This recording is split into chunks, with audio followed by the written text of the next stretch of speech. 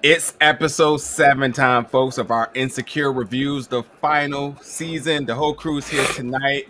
And although we got things to cover, it seems like the ladies had a lot to cover tonight as the ladies got together for their much needed girls' night to put a lot of things into perspective. This episode is chilling, okay? And although there's a lot of things to cover in this episode, I think the big chunk of this episode was the ladies' night and then obviously Lawrence and Condola. But we're going to start from the top of the episode and go through things and really talk about the juicy conversations and so on that went on tonight. But like I said, the ladies got together because it needed the ladies' night, but more or less because Molly, because of everything she's been going through, this was a way for her to decompress. And I thought, Molly and Issa have been really sticking together, really showing why they're sisters. And we all know anytime all four of them get together, it's going to be crazy. Yet the episode, for them, and indeed it was. But and we do remember the last time they got together and they were smoking and stuff. Things got a little unhinged on the beach. So definitely was anticipating the worst here in this episode. But they played the questions. The game, Questions in a Hat. I've never played this. You all heard of this or played this before? No. I've played it, but just not like questions in a hat. It's usually like people just put questions in like a empty vase and then you shake it up and everybody just goes around and asks questions. Yeah, you pick one out, each one of them, and then you. I've done that before. Yeah. Okay. Yeah. You're not playing in a lids hat for sure. She had a lid subscription still. I died. Oh man, that was too funny. And you know what? I think, like, to be honest, although this is episode 7, if you didn't know no better, this felt like a finale, didn't it? Like the whole coming together and them telling each other they love them, and I guess giving us a little bit of a cliffhanger as to like where everybody's gonna go next beyond this. I actually could kind of lobby for Kelly and Tiffany. I mean, Derek and Tiffany, a spinoff series or whatnot, and where they say they're going to Denver. That could be interesting because they happen to be. So all three of us is in agreement of no. They're the least two characters we got stuff from. Yeah, so like they're the least two interesting ones. But, I mean, if you're not giving us anything, but I mean, like in sight of it being like we know what world they live in terms of the show, but like if you're gonna actually make a different show that doesn't feature none of your main characters, those are the only two you really have.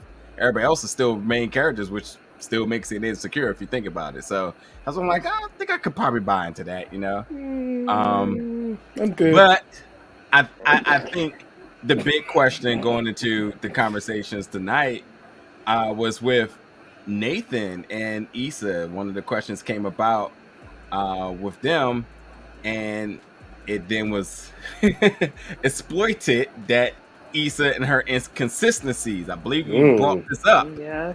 And the ladies couldn't even cop a plea for her. They were just like, No, they all said yes, you are. They were very clear in saying that she's inconsistent. Yeah. But I think we're all in agreement there.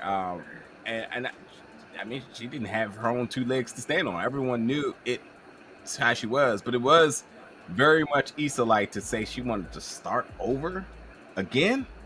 Very comfortable with that. That's typical her. But I guess the question is, to start off tonight's conversation, is did she make the right decision here? Because they asked her, about the whole situation with Lawrence and seeing her at the hospital, her little, falling out right now with Nathan. They even brought back up Daniel, who they said is her best ex that she's been through, That's looking very different than best ex. Best looking. Okay, best looking, whatever. Yeah. And whatever else they were throwing at about him too. But is she making the right decision here, folks, with what she's doing in terms of her romance life? Maya, we'll start with you. So, actually, I'm in agreement with Tiffany on this one. I think that the right choice is whatever works for you. I think that, you know, that's actually a very powerful statement when you think about it, because so much of us make our decisions and our choices based on, you know, right, you know, that other people would think was the right thing to do. And so I think while it may not have been the easiest choice or the most comfortable choice to be with Lawrence, I can't say that it would be the right choice. I mean, I'm a person who follows my heart, so it's very hard for me to like say that you make right choices. You just make whatever choice is good for you. But I really think that part of it was her choice. If I had to give it a percentage, I would say like 35% of it is like, you know, yeah, I don't want to deal with Lawrence and his baby mother and Condola and da da da. And the other part of that is I don't want my friends, I don't want my family, I don't want that type of opinion, you know, or judgment placed on me. So it's Issa's choice, but I can't say whether it's right or wrong. Sherelle? So something that Tiffany said stuck with me because I use this phrase all the time is if it makes sense, it has to make sense. So, I mean, if Issa's heart is telling her to be with Lawrence, be with Lawrence. Because my thing is, the last thing you want to do is be inconsistent and also be inconsiderate of other people's feelings. So if you're having a rocky situation with Nathan only because he didn't tell you he loved you too, I don't think that's enough for y'all to be on rocky terms. So for me, I feel like it's just an excuse. It's a bailout for her to be like, oh, it's not going to work. It's not going to work because you don't want it to work. And you don't want it to work because you've seen your ex and his baby mama in the hospital. So for me, kind of knew it would happen, but I was hoping that it didn't happen. But it only makes sense if it makes sense to her. And we don't know what makes sense to Issa. We never know. Okay. Go ahead, Lou. She's a piece of shit. I agree. In this particular case, I agree. Look, every time you turn around, it's an excuse for something else. I love that her friends held her accountable about her being inconsistent, because she's extremely inconsistent. I love the part when Molly held her accountable, like, maybe it's not the best time to make that phone call, because you're looking for an excuse. But if you wake up in the morning and you want to make it, I'm all there for you. I love like that. That's the way it's supposed to be. But as it pertains to her making the right, she's never made the right decision. And at this point, she is attempting to ruin multiple people's lives in one. She's attempting to ruin Nathaniel's life. She's attempting to ruin Lawrence's. Nathan, I'm sorry. Ain't his first name Nathaniel? Nathan. Yeah. I was right. Is it Nathaniel? Was it just sorry, I'm just putting out fires before they get started. Let me spit. It's Nathaniel. Nathan Nathaniel. Right. Okay. Nate's a nickname. But no, she's trying to ruin his life. She's trying to ruin Lawrence's life. She's trying to ruin Condola's life. She's trying to ruin Mustafa's life. She's just trying. She just out this joke right now. Just ruining lives left and right. And it's all because she doesn't know what she wants. So if you ask me, did she make the right decision? No. Because how can she when she doesn't understand yet what's the right decision? So how can she make a right decision? Right now, she's just, everything's based strictly off of the situation. And she's trying to hold everything at bay here, but she's not being truthful to herself. So until she's truthful to herself, she can't make the right decision. Yeah, Issa is situational. She's like, she's good when it's good, and then when it's not good, she's bad, and then she tries to find comfort somewhere else. And she's literally like, she's like a pinball machine, right? She's just going wherever people kind of like ping her to go. And I think that in this situation, it's very unfortunate because I almost kind of cringed when Nate was like, you know, I do love you. And I'm like, fuck, you know, like, because now I think what he said was 100% true. She's inconsistent. Let's deal with that first before you go telling her that you do love her, because she needs to be held, like Lucas said, she needs to be held accountable, but not by her friends, but by him. Yeah. You know, she needs to have an actual conversation where they both can be very vulnerable and open and honest about where they are. I just think that And I've seen it so many times, you know what I mean? Men and women. And I think even myself, and just like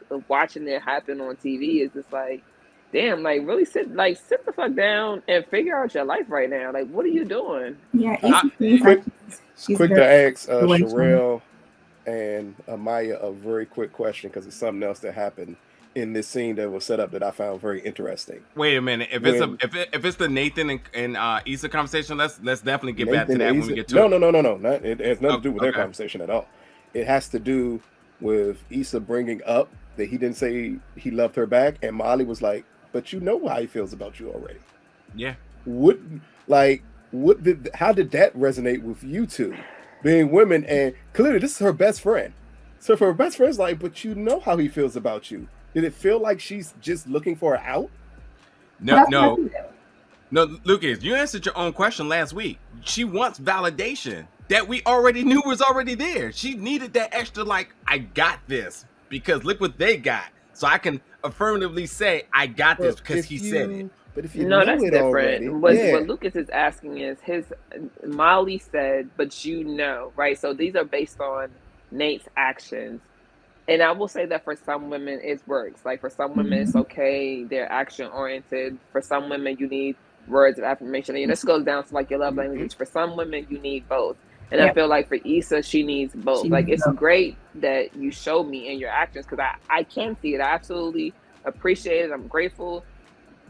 But I also need verbal confirmation. And sometimes it seems like a lot. I know that I've probably been that woman before, where so many times we've heard things that people said, and even though the actions really didn't match up, but sometimes they did, it's still weird because you almost want to know what they're doing and what they're saying is what they're thinking and what they want and what their heart is saying. So it like has to all align, which makes things a lot difficult. But I do think she just needs she needs both validations. She needs verbal and she needs the action. So yeah, she's different. Like I was saying too, she's just very situational in her relationships. It's like very circumstances. It's like based on the circumstance at hand. Is like I'm gonna go with whatever's good, and if it's not good, I'm gonna try to. It's like a flight or fight kind of thing with her. And it's I'm gonna get out first before you get me. Yeah, so and I don't think that's healthy. She is future. I was right. Future? She is future. I was right. I agree now. I definitely agree now. Really quick before we finish going about the girls' ladies' night. You all have any embarrassing facts that no one knows? Embarrassing facts that no one knows? That you mind sharing, shall I say? I knew Sherelle was going to say no. Because all mine, people know. Nah, it's something you hold close to your chest. Everybody holds something close to their chest. I know one of Lou's. Wait a minute. How do you know? Jesus. Yeah, I mean, if it's anybody who's... let's be clear. Everyone's seen Love Jones here, right? Yes. Okay. Yeah. Which one is Love and which one is Jones? That was the funniest thing in the world. Oh man. There's no excuse to not see it now because it's on a very popular streaming platform. I'm gonna need something also in the comments, folks. Let us know. Is there any embarrassing facts that you might share? I'm very interested in what embarrassing fact Amaya knows about me. Wait a minute. The wedding you missed. Oh, yes. Oh, next question. Yeah. Jesus. I'll say one about that one. Ooh, I'll say one that's like damn near ignorant at this point. But when I was younger, right, man, my family used to love Steven Seagal. And if you know how his style in the movies were, action films and whatnot, all he used to do is just go around and just fuck people up, right?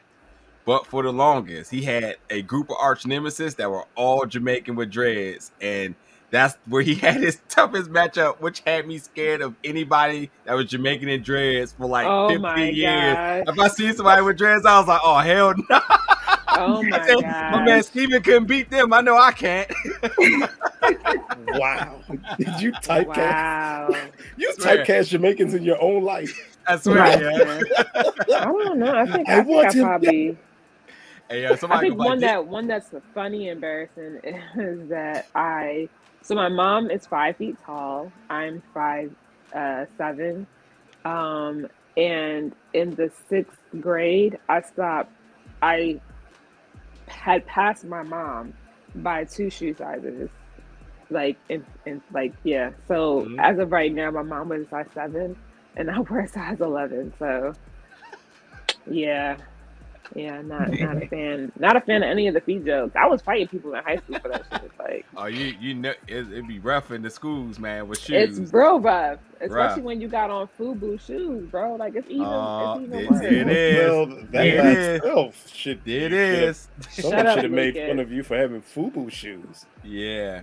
You took that LL Cool J shit way too far. I took it way too far.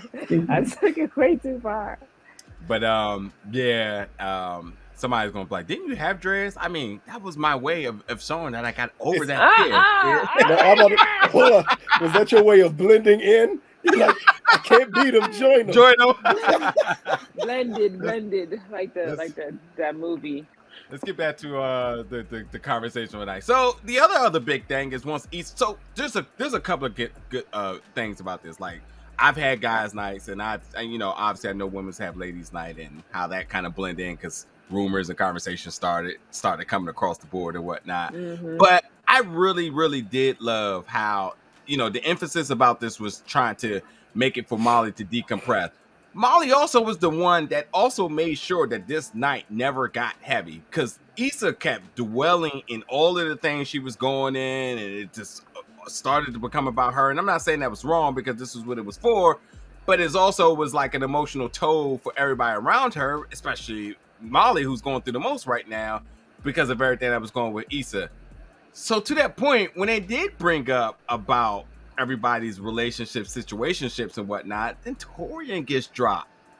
Now, what was you all's reaction to Molly's reaction upon them bringing up Torian? She's like, things are different, as we've been talking about. He's checking up on her.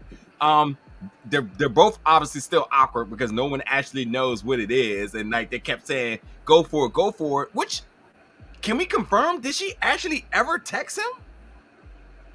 I don't know. I'm not 100% sure that the text was sent. Yeah, because it hasn't been a text back. By the way, he texts every night, and he didn't text that night. If you really want to look deep into this here, so I mean, well, she told him that she was at girls' night, so But she already talked to him. He called her. Remember? Right. Her. Right. That's what I'm saying. So if she texted him and he didn't text back, was he just playing the respectable route? It was like, hey, you out with your girls? I'm gonna let it go. Or did she just not actually do it? But anyway, none of that. Could have just been that if she did text him, we didn't see him text her back, and it'll just be something that we look forward to next time. Okay, I can get with that. But yeah, what was you all's reaction to Molly's reaction about them bringing up Torian, the workplace romance? Lucas, start with you. Just reckless. Yo, change Lucas' name to Uncle Lou, bro. Like, we can't Swear. be Uncle Lou next time. Swear. Shit where you eat. Like, we say that for a reason. Like, I understand you can fall in love, and normally a lot of people do fall in love with people they work with because you're with them more than anyone else. But boy, is it ever a smart idea? No. But sometimes you do got to follow your heart, and maybe that's what they're doing here. I do like that they're both still completely awkward. Because I'm not texting you late at night about work. I'm not calling you late at night about work. Can we talk about that? yeah, that is ridiculous. But that is also two people attempting to break the ice when neither one of them know how to, because both of them are kind of afraid to approach the situation. Maybe that could make her situation with Torian better than her past situations. So I mean, I'm still not for them being together because they work together, but in the sense that, do they make sense? And the way she lit up when they were talking about him, that says a lot. Because that means she's really feeling him. And she's feeling him without being with him yet. Do you know how awesome of that is? How awesome of a feeling that is? She needed advice to want to sleep with him. That is unlike her. I don't even think it was to sleep with him. I think it was just to pursue him. Yeah, just to open the door. For Even sure. the But I mean, Alicia Keys line, I look different outside of my work clothes. Oh my God. I put a little extra, even though that was the worst dirty macking in history with Alicia Keys at the end of that song. That was awful. That really was. It really was. I put a little extra milk in there because oh man, it kind of yeah, that was right. I just think that Molly. I mean, I think. Listen, Molly deserves some happiness in her new state of growth. Okay, shout out to Miles for actually taking those steps and going through therapy and sticking it out. I think that it should be an interesting conversation between her and Torian. I think he'll be open to it, but I don't think that she sent the text. So yeah, I don't think so. We need her to send the text so we can actually find out. But I'm cool with it. Speaks volumes that she didn't. That's why I wanted to bring it up. Like, maybe she's scared, or maybe it was the thinking. She's facing a lot of rejection if he and it was late. Maybe she wanted to be respectful. And that's another thing too. Hold on. Would this be her toughest rejection if he was like no? Absolutely. Probably. Didn't we see some? No. The only other rejection she really got was from Dro, and he was. No, it's not from Dro. It was from the bi dude when she attempted to make up with him and get back with him. Oh, yeah. And he was like, no, like I'm not doing that. No, but she deserved that. Yeah, she definitely did. But that was tough because that was a hell of a blow to her. Yeah, she wouldn't at that time. Oh yeah. At that time with that Molly, I think that was the one that she saw at the movie the movie. Yeah, right? That was the one that she wanted. She really wanted him, and he rejected her. I think with Torian is kind of new. If he said no, I think because of the work she's done, I think she can be like, I get why you would say no. That would be crazy. Also, I just love the fact that even through all of this, they put this whole thing together for her to decompress. In the end, they still show she was there for her friend no matter what. Bingo. Yeah. Thank you. Thank you for saying that. When she said, I love you, but because that's a hell of an important thing. I think we talked about that earlier this season about being close with someone and being able to say, I love you, but this is where I think you're doing something wrong. Yeah. But I'm going to support you, but I'm still going to let you know maybe this ain't the right plan. This is the proper way to use butts, folks. Yes. This isn't the shady way. This is the effective way to really get your point across. Absolutely. And Sherelle, before you get in there real quick, definitely folks in the comments, let us know, do you think that if she reaches out to Torian and he's like, nah, is this her toughest rejection? Or is it someone else in her past? There's been a couple, especially when she was getting on her get back thing. I'll be interested to hear what you all think. But Sherelle, your thoughts though, do you think this would be her toughest rejection? Or overall, what do you think is the assessment between the two of them?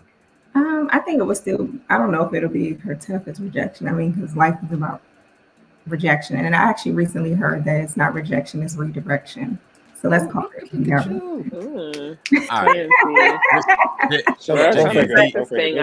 Exactly. Get the sage out. This is getting Lord.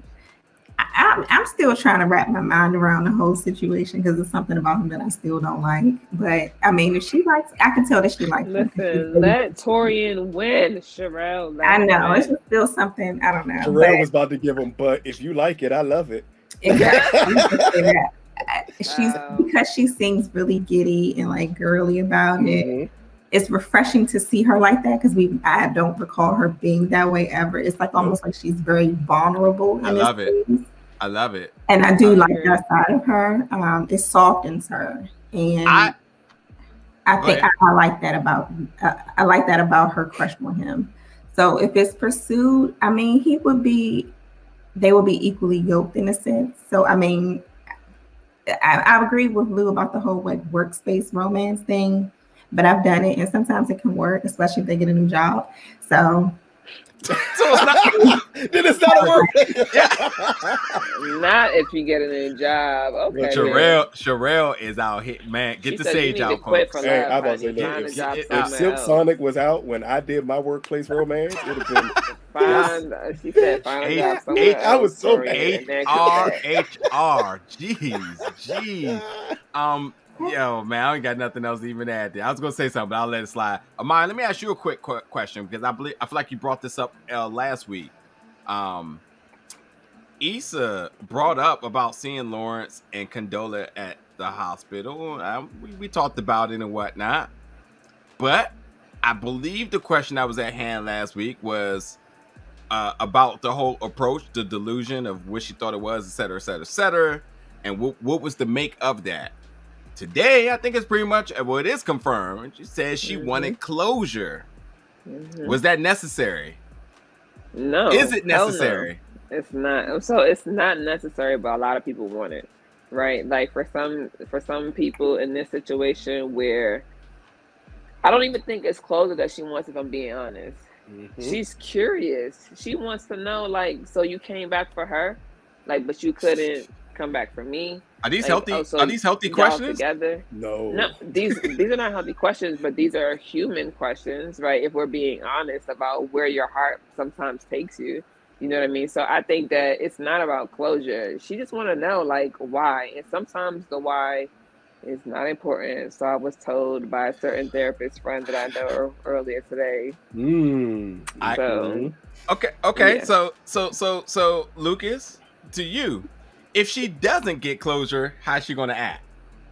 The same irresponsible person she's always been. Right. Because it's not about, again, I'm 100% agrees with Amaya. It has nothing to do with closure. Closure is not what she's looking for. Opportunity is what she's looking for. Okay. She doesn't want it. She doesn't want to feel like I left something behind with him. And that's a dangerous way to approach any situation. Yeah. Because that means, in all honesty, you want to be back with him. Yeah. I'm surprised. But then at the same time, you don't want to be with him. She's pondering regret right now. Yeah. Pandering for sure. That's exactly what it is. So Sherelle, is that why she called Lawrence? So for me, I'm gonna have to go back to the question that you asked Amaya. Is the fact that I don't understand why she needs closure when she ended it. And the reason being that she ended it is because he had a baby. I don't see why you need closure to that. And even at the discussion with the girls, everybody but Tiffany agreed. She don't want to be no stepmama. And like, they're not even encouraging her going down that road. So for me, I don't think she needs closure. I just think it's a matter of what if. Yeah. For sure. I think she didn't think about it. She didn't even think about being the stepmom. She just figured what was right, what was the common, most traveled path taken. And she said, well, I mean, like, I would look crazy. You know, people really have those conversations with themselves. What I'm gonna look like being stupid, taking on this, you know what I'm saying? But that's in reality, you're really saying, like, man, I would actually give this a try if I wouldn't be so fucking judged for it. Like, if we're being honest, there are a lot of choices that we make based off the judgment. Yeah, it is. I just hope she would have, if that was the case, you gotta Gabrielle Union showed you the way. No. Showed you the way. Here we go with this. It's a break, baby. You have a break, baby. You move on. Here we go with this. But no, I think it's just for her. It's just like a matter of like, what if, and what if I would have stayed? And I don't think it has anything to do with him living in San Francisco and him moving back, because essentially he only moved back because of the baby. So I think that their relationship could have worked with the hour flight or whatever the case may be. I don't think it has anything to do with him coming back. I think him coming back makes her really curious about the what if now. It's absolutely what if. She wants to make sure there ain't nothing left on the table. It's nothing in consideration to the kid. It is completely about her feelings, her past, whatever they built in the past. That's just completely irrelevant right now. Too. If I'm being honest, I can see Condola and Lawrence working out. I ain't get there yet, but we'll talk about it. Lucas, I would just say that I think Issa definitely is like, I probably should have said yes. She wouldn't regret her. I think right now she's feeling regretful. Now, folks, Lucas already said she don't know what she wants, so all these decisions are valid for her because she can just pick any of them at any given point and try to justify. She could have went with Lawrence and then regretted not giving Nate. She could have went with Lawrence, regretted not giving Nate another chance because that's the way she is. And she would have ran into him and needed him, by the way, to help her with. And then the moment she do, then it gets right back because we've seen it. Cycle. It's the same cycle over and over again. She's like America's Next Top Model. Like, damn, It's a new cycle, but boy, if it's not going to go in the same circle, like it's all Get over out of again. here. And let's not forget too. And when it comes down to her needing something, the only people that was really trusty in her corner happens to be Molly and Nathan. So if Lawrence ain't had these current responsibilities, he still would be irresponsible. So it took for something like this for it to happen, for him to step up in the way he did, which he didn't do right away. So it would have been an instant regret of some sort for her. And in all honesty, even if we look at Lawrence's situation here, she possibly would want more time than he can possibly give her at this point. Yeah, for sure. Mm-hmm.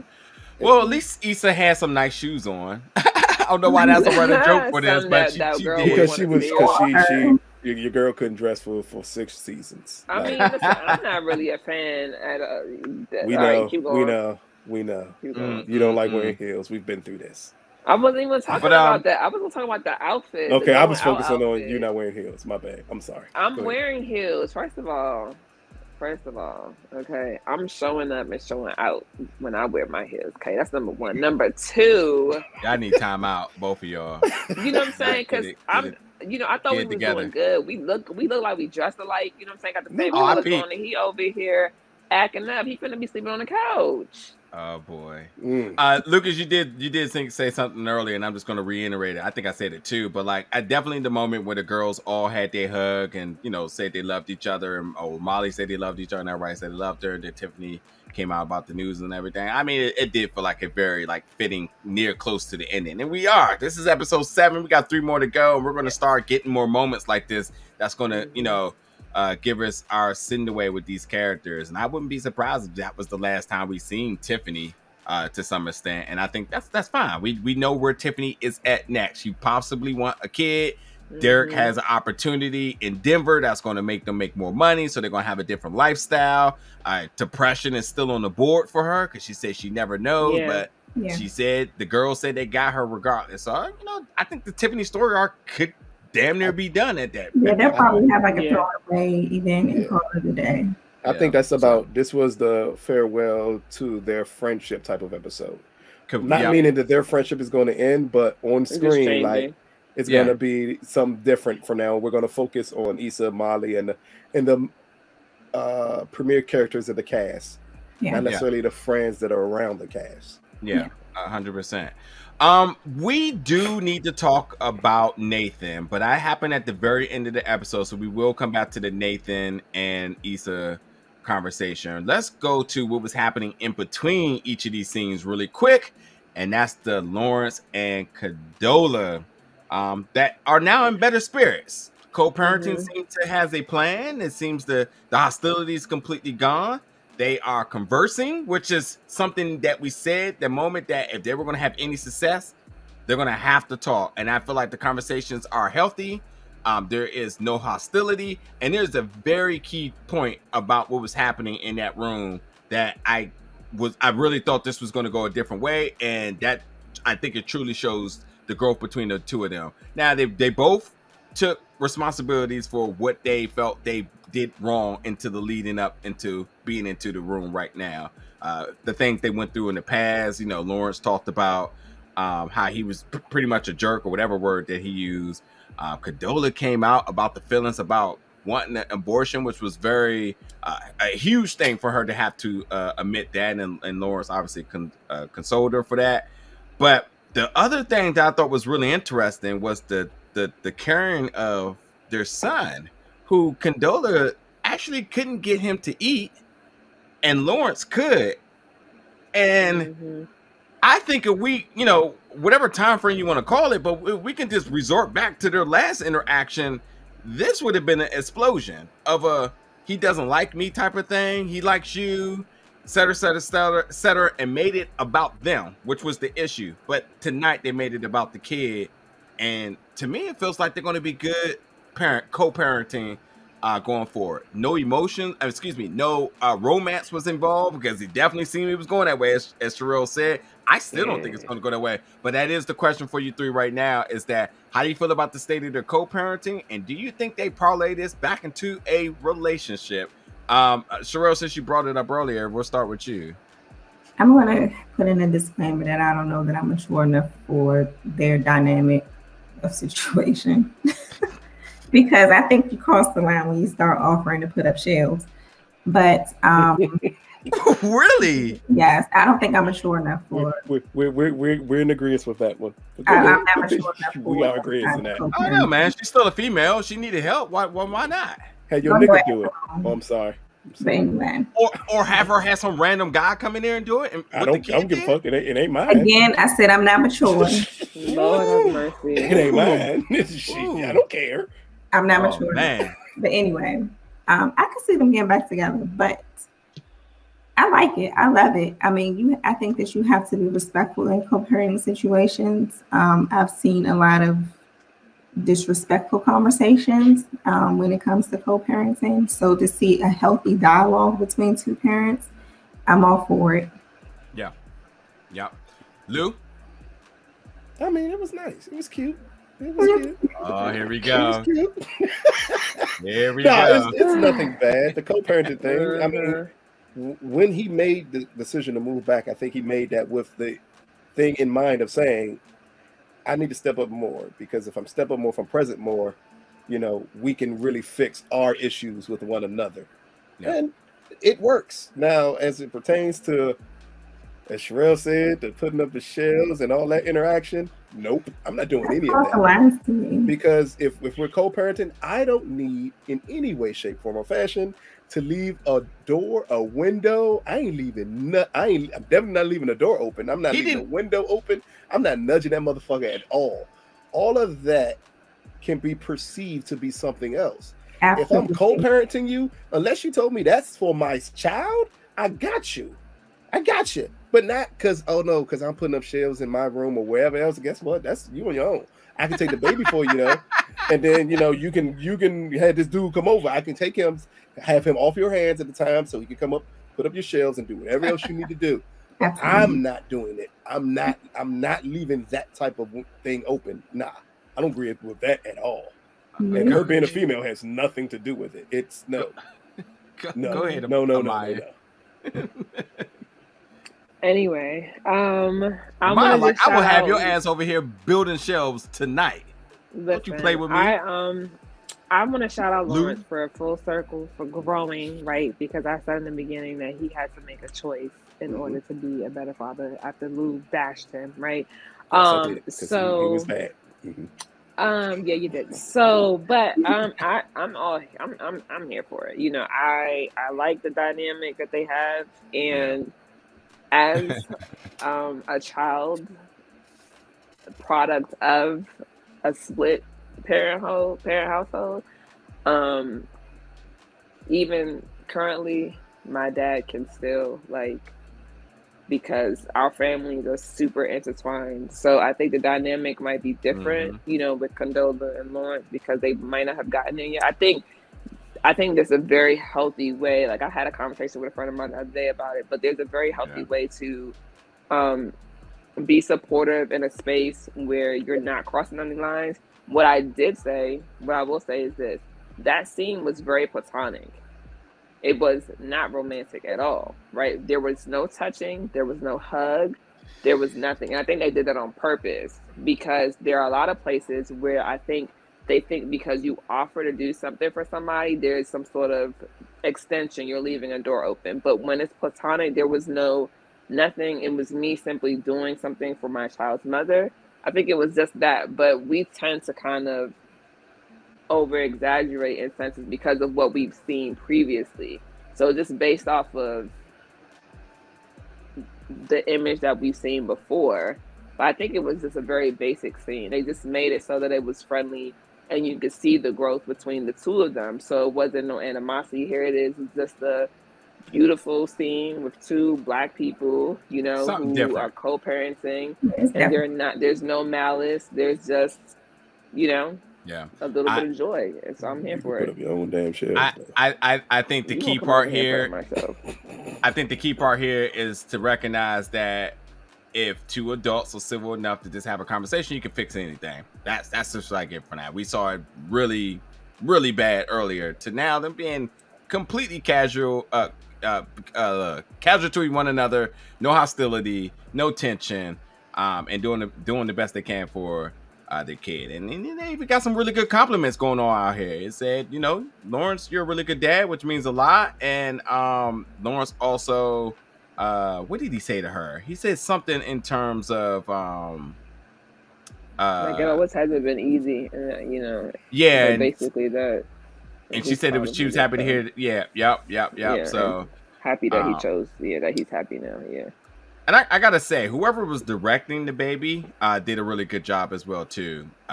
Definitely, because if you focus on the kid enough, like you can understand how that situation is still difficult for them in terms of feeding and the types of food and who the baby trusts and the mechanisms to make the baby eat, and being able to do that and tell a story as well. I thought was really, really good. But let's go to the last part of the episode now, and that's after girls' night was over. And that next day cleanup be real. I don't know if y'all hosted parties before, but that when you look across the room and you see bottles and stuff, like, listen, I got great friends. My friends clean up. I'm about to say you should not have to do that by yourself. Yeah, my friends. It get real some nights, man. Those people don't love you. It get real some nights. At least everybody's been there before, so you know what it is. Especially in college, man. You do some wild nights, and then the next morning you're like, holy hell, bottles of bullshit around, Savecca and like Seagram's gin and Mad Dog 2020. College, sir. Hypnotic. All right, yeah, college, sir. Excuse me. We had like $15 to our name. But Nathan said he wanted to talk, which I love this because this is very on par with this character. He's always open to have a conversation with her. And he addressed his feelings. He was very transparent about everything that was happening. He said he loved her and he always had. He just never knew. He was too much in his own head and he just didn't know how to relay that. This is the first time he's had to do this, which is another key thing. And he also mentioned that he's not leaving. So that was a special moment for her. But I think it is important to kind of think about Issa's reaction here. And I know Luke is going to have fun with this one. But, you know, he did admit that he has things he needs to work on. He could be avoiding that time, et cetera, et cetera, et cetera. So, Lucas, and start with you and everybody. What is your thoughts here about Nathan being transparent about his feelings and his actions, and then Issa's reception to it? Well, I think just to focus on Nathaniel, because that's what I'm calling him from now on. Nathaniel's honesty in this episode, it was awesome. It was something you expect from this character, and for him to understand there was an issue. She addressed it. Granted, I do believe what Amaya said was 100% right of holding her more accountable. And he could have done that without necessarily saying, I love you, because it kind of bent to what she wanted. Granted, it is something that he felt. And he's like, okay, I just need to say this to get it off my chest and let you know this is how I actually feel about you. This is why I didn't say it ahead of time. It's his way of holding himself accountable for some of the things that could have led to her feeling a certain type of way. So that part was beautiful. And then we have this monster, this horrible, horrible person who is going around destroying life. There we go. She is a horrible, horrible person, because as he's saying this, the look on her face was, fuck, I didn't want you to say none of this shit. I can't agree more. Like, she didn't want to hear none of this. She had moved past it. She had made her mind up that whatever they had was over with in the span of what it had to be a week or so. She had to because she told him about ladies' night, so she clearly had made up her mind that she had moved on already, and now this puts her in a predicament to be a grown-up, and she is unable, does not have the capabilities of being a grown-up. So that's why her reaction and the look on her face was so horrible. Even to her repeating "I love you," it felt like you made me say that.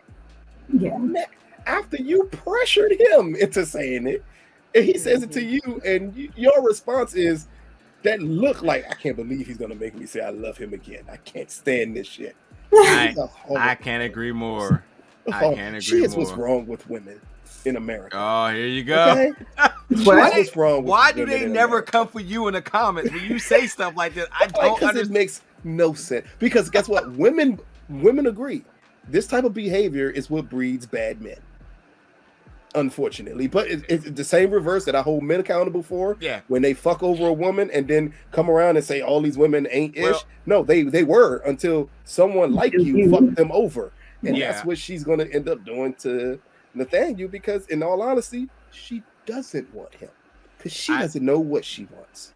I say this all the time too. I mean, anytime somebody lies to somebody, it withholds the ability for somebody to tell the truth. So the moment that she says she loves him and she's not really feeling that, everything after that is invalid, and that makes the whole situation bad here. So like it creates issues because he thinking one thing now, she's feeling another way, and she has to come back and do the same things that she did when she started this, where she had the awkward moment of saying I love you, and then he's like, oh, this is not what I expected, but here we are. And now that he says love her, he thinking it's all good, and then she's probably gonna find out like, well, I really, was just kind of over my head. I really didn't mean it. He's like, oh, this is not what I expected. She is like a guy who says I love you during sex. Yeah. He didn't really mean it. He didn't really mean it. I started to say that when we were talking about her crying. I literally felt that's where that whole thing was gonna go. Ladies, do you have anything y'all want to add, or should I throw the next question to you? The last and final question for the night. I will say that I feel like I want more for Nathan. He's grown so much as a character, and he's really just proven what Black men and vulnerability look like. I think it's a great example. I do think that he needed to sit on the I love you for Issa, but I also really think that he just missed an opportunity to hold her accountable for her behavior and really express why he didn't say it. And even though I think her I love you was genuine and spur of the moment, because it's not a bad thing the way she was like, I love that about you. So, I think that that's cool and all, but it's the reality that she doesn't want to be with Nathan, and he is her backup choice. He is her second place trophy right now. And that's why I feel like I'm not with the shits with Issa right now. She's very immature. So one thing I'll say, we knew you didn't want to go like this. You are Team Nathan all the way, but you're justified in this one. But I will say this though. I'm not going to say it's his fault that he wasn't able to hold her accountable, because I felt like because of the vast amount of consistent pressure that she put on him, he automatically assumed that he was at fault for doing something that he really didn't do anything wrong. So therefore, he approached this situation as to, I need to make up to make this better. He never made it about her doing anything. Him saying, I apologize for my actions. He shouldn't have to apologize for not saying I love you. I think he's more so apologizing for his reaction, for like his lack of, like, even in the argument that they had, right? Even in the argument they had, though, he was like, so you're not going to ask. It was more so about, it was more of a Was he wrong for that? He wasn't wrong for that either. That's what I'm saying. It's more of an apology on how he handled the situation, because you know what I'm saying? Not about him not saying I love you. It was about how he handled his situation, because she's brought it up like 3-4 times now. What did he do? You only apologize if you are wrong, or unless you're trying to mitigate a situation to just go forward. So like right now, I can say I apologize for talking too long. He felt he was wrong about how he handled the situation. That's what he was apologizing for. I don't think he was apologizing for not saying I love you. I'm saying he did that because of the pressure that she put on him. He literally has no reason to apologize. He did nothing wrong. She was inconsiderate that day. She put the pressure on him that day. And quite frankly, if you think about it, if he was wrong, then why did she apologize today then? I wouldn't say that he didn't do anything wrong. I would say that to himself, he felt like he could have handled it better. Therefore, he was apologizing on his. But sometimes you don't necessarily think you did anything wrong, but you feel like you could have handled something better. So you're apologizing for that. Like, I apologize that I did that outburst on you. I could have handled that better. Do you see what I'm saying? So I don't think it's about the I love you part. But I agree that. Is this one of those like, I'm apologizing so like I can just like put out this fire? Lou, I know you want. You look like you want to say something. Oh no, I'm letting Sherelle say something, because Lou's leaving it alone. I've said my piece. Cool. Oh, Sherelle, let me toss you the last question. You can compile this all together. Now, obviously, the last scene of this entire episode after this conversation was we know Issa called Lawrence earlier, and it was quickly hung up, but Lawrence calls back and he gets sent right to voicemail here. I want to know your thoughts, obviously, about the Nathan and Issa thing, and where do you see this going next week, as that was our last moment? It just got awkward. Shit just got real. Good answer. And then this is the part of it that I don't like, because now you have two open situations. So you have one where now you're confused about your relationship with Nathan, and then now you have this pending phone call over your head as well. And when she, like, right when it clicked off, her face was like stuck, like, shit, how am I handle this now? The way she handles this next is going to set the tone for everything, because she has to handle this very respectfully and very, like, diligently, because she's involving too many people's emotions at this point. Yeah. And I don't like it. She's so confused.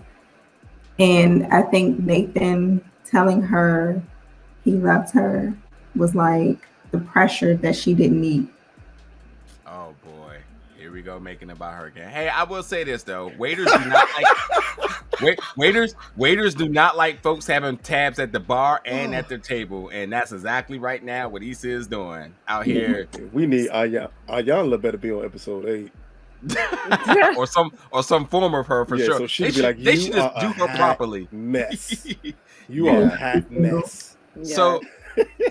So look, we'll be back obviously next week for our episode 8 review. I'm going to leave off by saying this hot tape, and that's, to be honest, while I am very critical about this Nathan Issa situation, I honestly see Nathan trying to take things to the next level.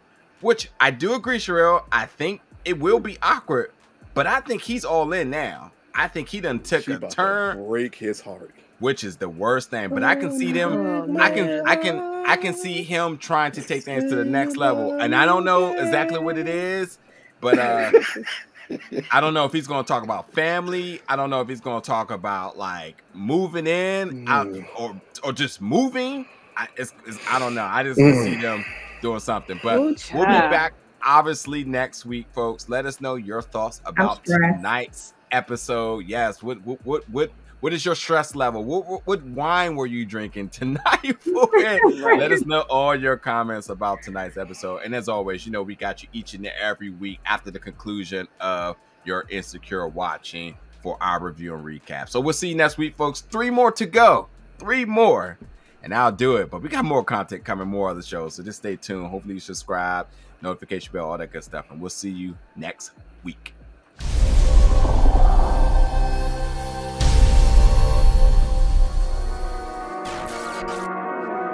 I keep